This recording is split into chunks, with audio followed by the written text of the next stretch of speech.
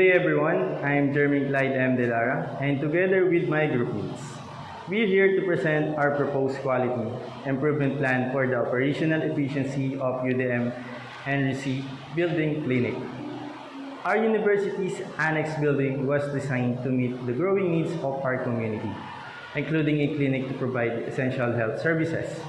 However, the clinic is currently facing major challenges that limits its effectiveness. The air conditioning doesn't work, there is no medicine, and there are no sinks for basic hygiene. On top of this, the clinic has only 2 staff members and is inconveniently located on the second floor, making it hard to access, especially for those with disabilities. While we commend the head nurse for improving the clinic with items like a refrigerator and curtains, these changes are not enough to address its critical issues. Today, we'll discuss these challenges, their impact on the university community, and practical solutions to make the clinic safe and accessible health center for everyone. Good morning, everyone. I am Nashi Steven R. Ison, and these are our objectives. Number 1 is to identify challenges in providing quality healthcare. These objectives focuses on pinpointing issues like insufficient amenities, medical supply, and hygiene facilities that hinder quality care. Number 2 is to enhance accessibility and addressing structural issues. Relocating the clinic to the ground floor improves access for patients with mobility challenges, ensuring inclusivity and convenience. Number 3 is to improve staffing levels. Increasing personnel aims to reduce staff burnout, improve service quality, and minimize patient wait times. And let's move to number 4. Number 4 is to optimize resources provided by the head nurse.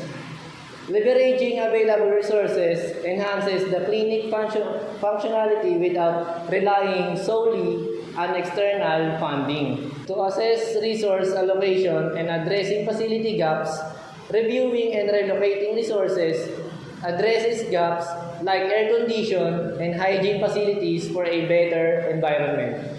And the last is number 6, is to develop a comprehensive improvement plan. Creating an actionable plan ensures sustainable improvements in the clinic's operation and service quality. That's all.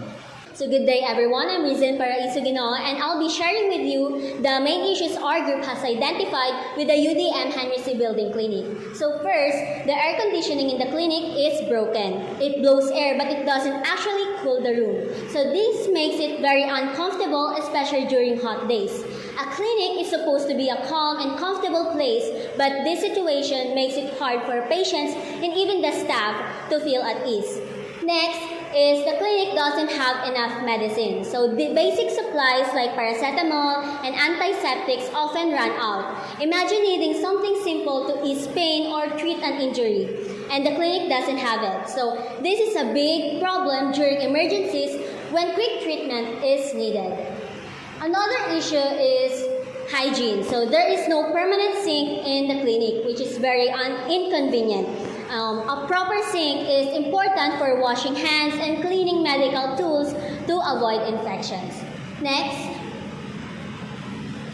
So the clinic is also short-staffed. So there are only 2 people managing everything from treating patients to doing paperwork. So because of this, patients wait longer and the staff gets overworked and tired. There is also a problem in terms of location. The clinic is on the 2nd floor, which makes it hard for people with mobility issues or emergencies to get there quickly. So it's not practical, especially when every second counts during medical emergency. Lastly, the clinic depends too much on personal efforts. The head nurse has had to provide the basic things like the refrigerator, curtains, and even labor for fixing cabinets out of their own pocket.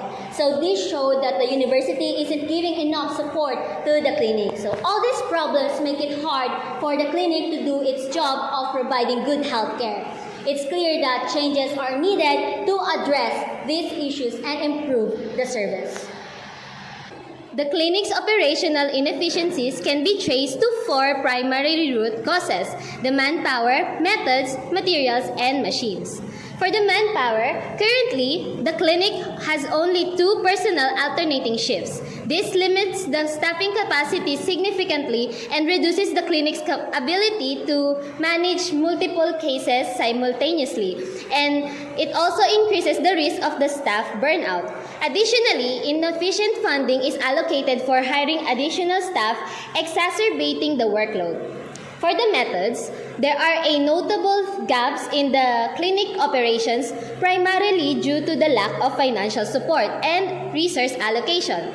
Processes such as equipment maintenance and supply restocking are inefficient. And furthermore, the clinic's location on the second floor poses accessibility challenges, particularly for patients with mobility issues or during emergencies. For the materials, the clinic faces a persistent shortage of essential medical supplies necessary for routine and emergency care. Moreover, basic amenities such as a permanent sink for hygiene and sanitation are absent, compromising the clinic's ability to maintain proper cleanliness standards. And lastly, for the machines, the air conditioning unit is non-functional, failing to cool the room effectively, creating a stressful and uncomfortable environment for patients and the staff. Additionally, the head nurse had to personally procure critical appliances including a refrigerator, indicating a severe lack of institutional investment in the necessary equipment. Having identified these root causes, we will now utilize a quality tool to analyze further and visualize the interconnected factors contributing to these issues. Next slide. So for the quality tool, we have employed the Ishikawa fishbone diagram. This tool effectively illustrates the underlying causes of inefficiencies by categorizing them into the 4 key areas: the manpower, methods, materials, and machines. So in the diagram, it reveals how limited staffing, poor resource allocation, inadequate supplies, and malfunctioning equipment collectively contribute to the clinic's reduced efficiency. Each category highlights specific issues such as the lack of additional personnel, inefficient planning, inefficient medical supplies, and a faulty air conditioning unit. This comprehensive analysis clarified the primary factors impeding the clinic's performance. It also helped identify the actionable areas of improvement, forming the basis for the solutions we will now present next. This has been Denise Lorlin-Ligo. Next presenter, please. Good day everyone, I'm Ann Marasigan. In this section, I'll discuss the current floor plan and layout of the Henry C. Campus Clinic, focusing on process flow and data handling to optimize efficiency and ensure high-quality patient care. Let's start with the existing floor plan as shown in Figure 2. This layout includes key areas like treatment beds, the nurse table, and the medicine storage. While functional, it lacks clear divisions between spaces, leading to inefficiencies that disrupt workflow. This design needs reorganization to improve efficiency and patient care. Now moving to Figure 3, the evacuation plan highlights emergency roads. These roads are clearly marked to ensure safe movement during emergencies. However, it's important to ensure these paths remain unobstructed during daily operations. Keeping these roads clear will maintain both safety and readiness. Next, let's shift our focus to the treatment bed area. As shown in Figure 4, currently the beds are arranged in an open space which compromises patient privacy and limits capacity. Without partitions, confidentiality becomes an issue. A redesign with privacy dividers and better bed placement would enhance patient comfort and allow the clinic to accommodate more patients. Moving on to Figure 5, we see the medicine storage cabinet. Right now, the area is cluttered, making it difficult for staff to locate supplies quickly, especially during emergencies. To address this, organizing supplies into labeled sections and decluttering surfaces would improve efficiency and reduce response time. Finally, let's discuss the nurse table and workspace in Figure 6. While centrally located, it's overcrowded with tasks and supplies, creating inefficiencies and increasing the risk of errors. By adding more storage and optimizing the workspace ergonomically, we can improve productivity and reduce strain on staff. In summary, the current clinic layout faces challenges in privacy, organization, and workflow efficiency. The proposed redesign addresses these issues by creating a structured, user-friendly environment that benefits both patients and healthcare providers. Good day, I'm Zairish Maybaron and I'll be presenting the Public-Private Partnership or PPP, an initiative to improve the UDM-Henry building clinic through collaboration with private organizations. PPP Overview. The Public-Private Partnership or PPP is a strategic initiative to improve the university clinic by addressing staffing, operations, supplies, and infrastructure challenges through collaboration with private organizations. By partnering with hospitals, NGOs, and corporations, the clinic gains access to additional resources, expertise, and funding. The program focuses on enhancing personnel, optimizing processes, ensuring medical supplies, and upgrading facilities, aiming to provide high-quality, sustainable healthcare services and serve as a model for other institutions.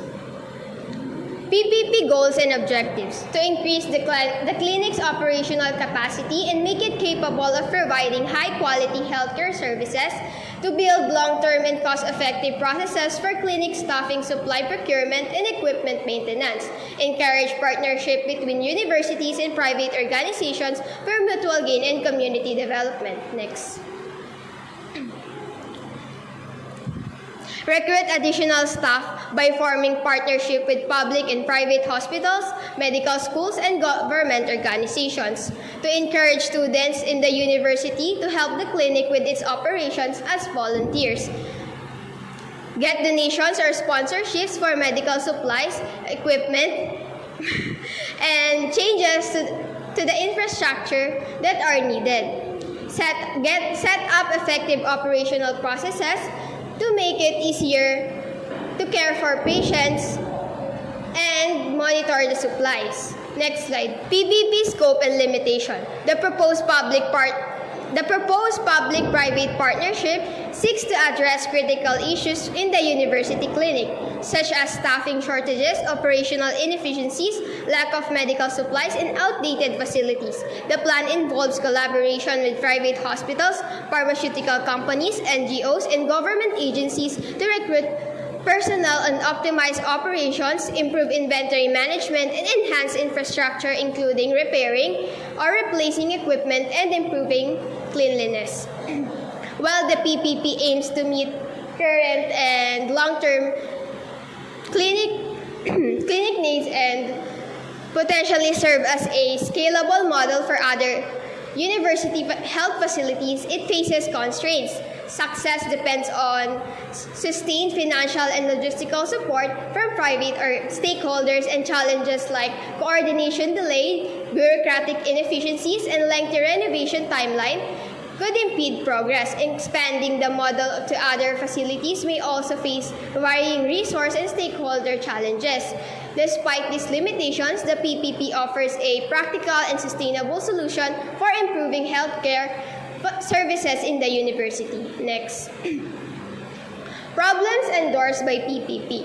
Manpower, limited staff availability, causing burnout and inefficiency, insufficient funds for hiring additional personnel.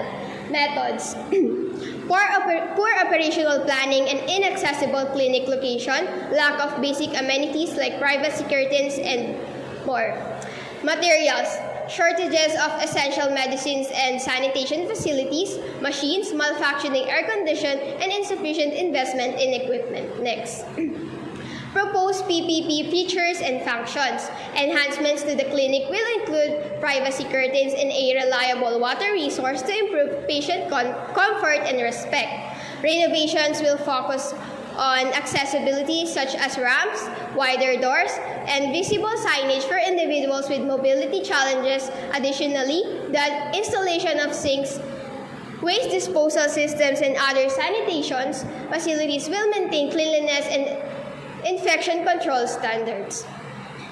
Through partnerships with pharmaceutical companies, the clinic will receive regular shipment of essential medicines, ensuring consistent availability for routine and emergency care. Cost efficiency will improve through discounted bulk purchases or donations of medical supplies like gloves and syringe. Additionally, a well-stocked emergency supply inventory will ensure readiness for urgent medical situations.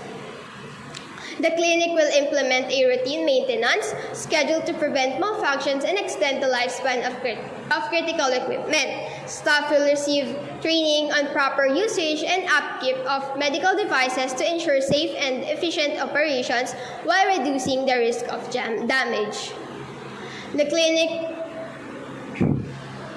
The clinic will leverage public-private partnership to secure external funding and in-kind donation, reducing the university's financial burden. Cost-cutting measures will include bulk purchasing, resource sharing with hospitals or departments, and using energy-efficient appliances.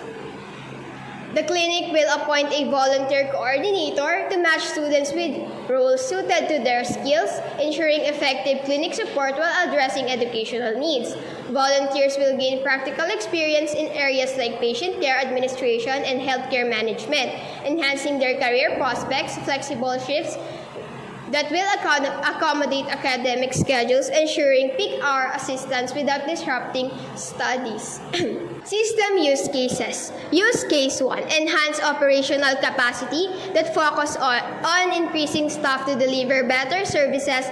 This involves identifying where more help is needed, collaborating with external partners, 2. In additional personnel, and creating a system to integrate student volunteers effectively. Number 2, secure medical resources to ensure the clinic always has essential medicines. Partnerships with pharmaceutical companies will be established. This includes negotiating bulk purchases or securing donations and maintaining a regular system for restocking supplies. Use case 3, improve accessibility and infrastructure. The clinic will relocate to a more accessible ground floor location and undergo renovations. Upgrades include installing sinks, privacy curtains, and new air conditioning units to create a more comfortable and efficient space for patients and staff. So now we have come to the PPP clinic reconfiguration. The proposed clinic reconfiguration is a central component of our improvement plan, developed under a public-private partnership or PPP framework. This initiative addresses the clinic's critical challenges in accessibility, infrastructure, and resource management. One of the most significant changes is the relocation of the clinic from the second floor to the ground floor. This move ensures easier access for patients, particularly those with mobility challenges, and improves emergency response times. The new layout will feature essential upgrades, including the designated treatment areas with privacy curtains, a permanent sink for enhanced sanitation, and a fully functional air conditioning unit to maintain a comfortable environment. Under the PPP, the clinic will benefit from improved infrastructure, regular supply of medical materials, and enhanced equipment maintenance. Partnerships with private hospitals, NGOs, and pharmaceutical companies will ensure consistent resource allocation, such as the medical supplies and volunteer support.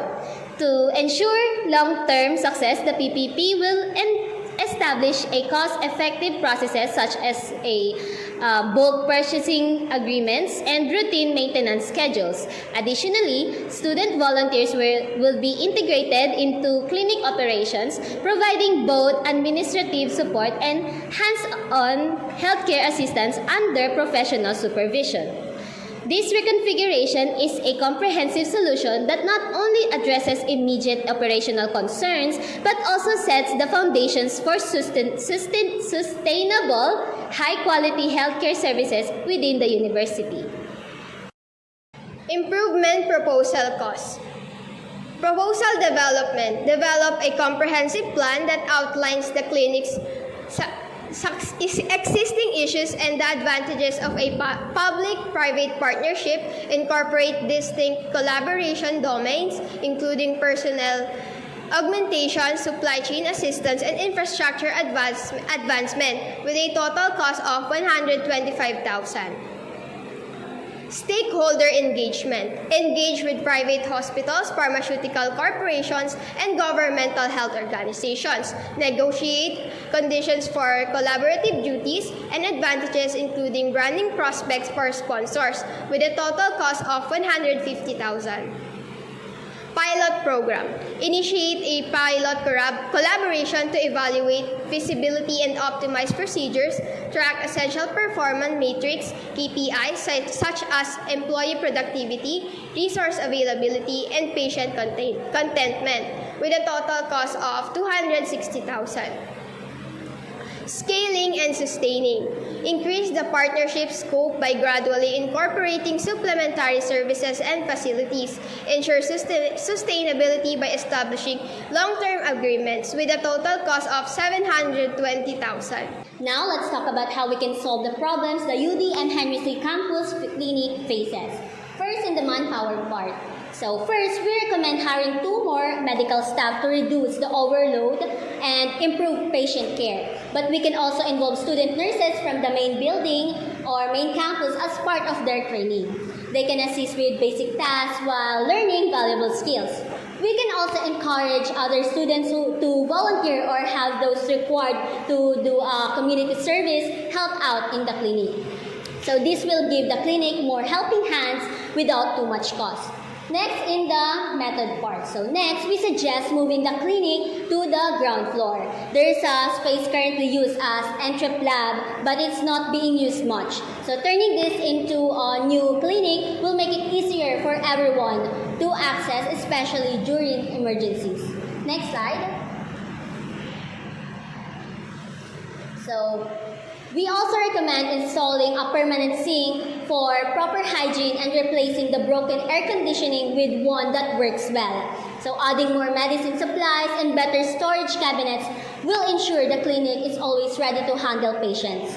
We also suggest getting modern tools like diagnostic equipment to improve the clinic services. So these changes will bring many benefits.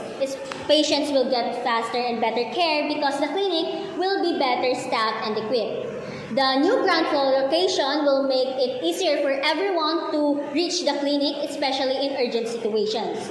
The staff will be less stressed and students who volunteer will gain real-life experience in a healthcare setting. With these improvements, the UDM-Henry Building Clinic will finally be a place where students, faculty, and staff can rely for safe, accessible, and quality healthcare. It's not just about fixing problems, it's about making a real difference for the university community. Good day everyone, I'm Maureen Geronimo. I'm here to present our cost-benefit analysis for improving the UDM-Henry Building Clinic.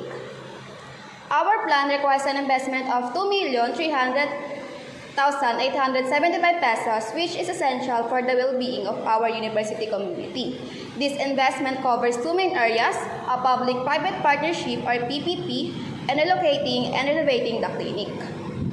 First, the public-private partnership costs 1,255,000 pesos. This includes 125,000 for proposal development, 150,000 for stakeholder engagement, and 260,000 pesos for the pilot program, and 722,000 for scaling and sustaining. Second, the clinic relocation and facility upgrades cost is 1,045,875 pesos.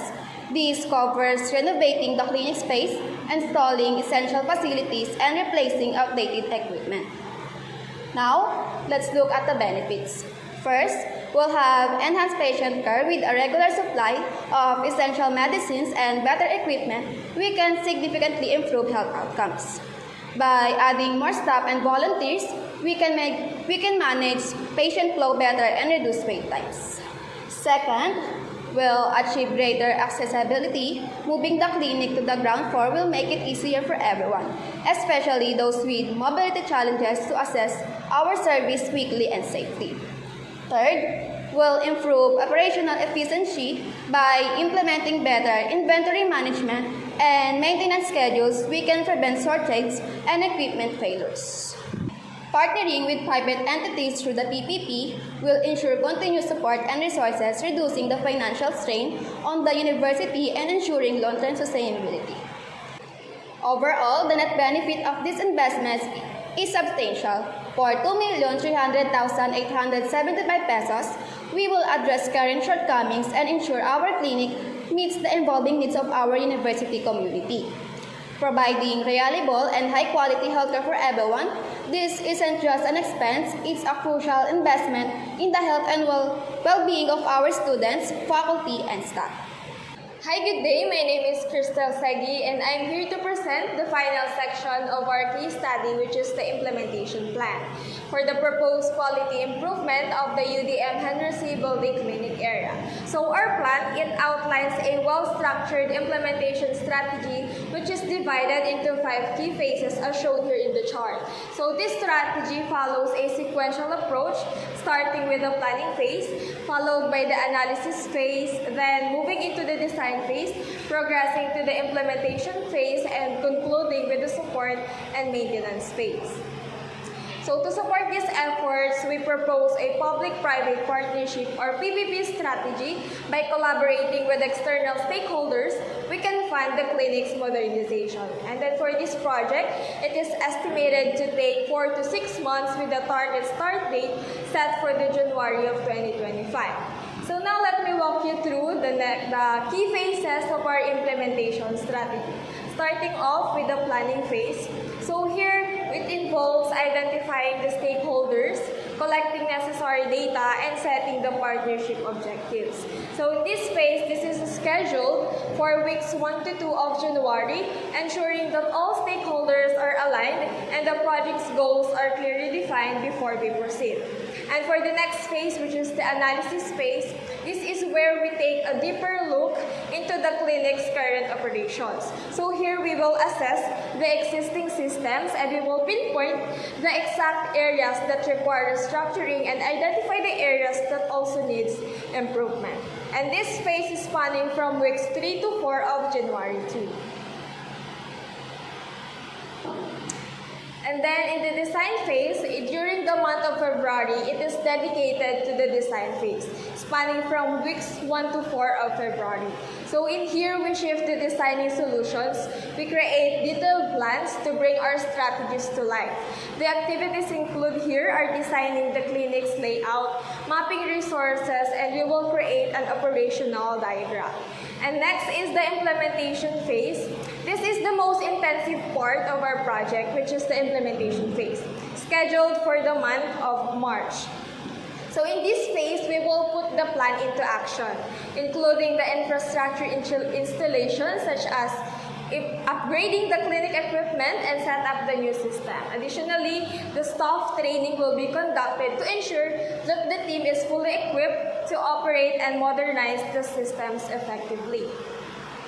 And lastly is the support and maintenance phase. So finally, during this phase, in the month of April, after implementation, there should still be the continuous monitoring and evaluation to ensure that those improvements are sustained. We conduct here evaluations, we fix operational issues, and we also reassess the systems for future improvement. So to summarize all, the total budget that is allocated for this project is 2,200,875